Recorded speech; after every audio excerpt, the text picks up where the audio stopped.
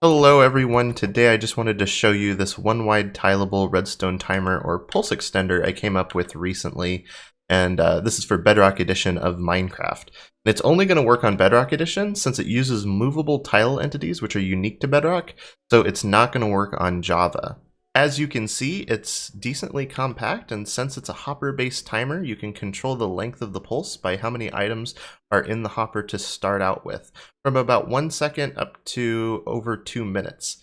And a hopper can transfer an item every 4 redstone ticks, so it'll transfer 2.5 items per second. And so you can work out the math of how many items you need in the timer for your specific application.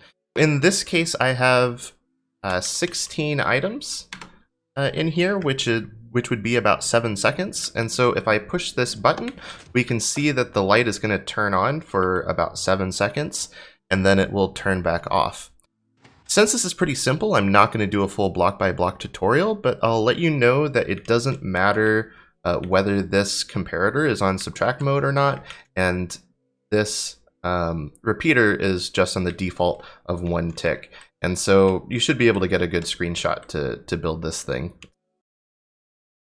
To demonstrate the design is tileable, I put together this little demo with a few of them tiled together, and we can see that when I push these buttons that these all work independently and won't interfere with each other. There are a few caveats to this design, which I'll talk about in a minute, but it should be suitable for most things you'd use a pulse extender for, like keeping a piston door open or running a machine for a certain amount of time.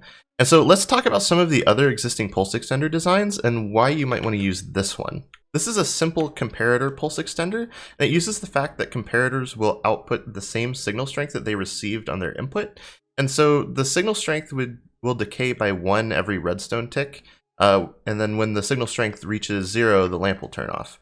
And so these are really useful if you need a relatively short pulse, and they can be chained together for a longer pulse.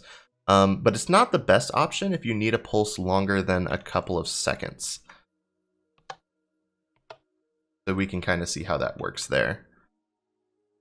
And what we have here are a couple of variations of etho hopper clocks. And so this one on the left is easily tileable, but it's limited to doubling the input pulse length, which really limits its usefulness. And so we can see, if we have a relatively short pulse, then that light doesn't stay on for very long. But if we have a longer pulse, then the light stays on for longer. And that's because, like I said, it's doubling the input pulse.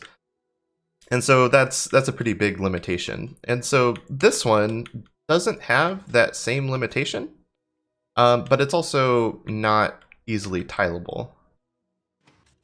And so my design is mostly my attempt at making this design tileable. We did talk about a few caveats. The first is that this design, like most hopper timer based designs, is not resettable, meaning that if I push the button and then I push it again, it's not going to continue to extend the pulse. So we can see that went back down. Whereas, with this one, if I just keep pressing this button, it'll keep extending the pulse until I stop pressing it, basically. Another caveat is that this does have a cooldown. Meaning that we can see after this light turns off, it takes a little bit for these to transfer back into that hopper. And if you try pulsing it before all of those have transferred in, then the next pulse is going to be shorter, basically. So we can see that. Yeah, so that didn't last as long. And there is kind of a way around this. You can actually read from this side instead. Just keep in mind that it's going to be about double the length that it usually would be. And then if you might have to adjust the timing, like if you kind of short pulse it like that. but that one's easily worked around. The last caveat is that the input signal needs to be at least 3 redstone ticks long. Buttons and pressure plates have a minimum pulse length of 10 redstone ticks, which is more than enough. And so if you're using even a stone button or a stone pressure plate, then you're not going to run into any problems. But if you're trying to use something like an observer, and you might run into this, you might have seen an issue similar to this if you have used like a comparator pulse extender, but it basically just turns into a clock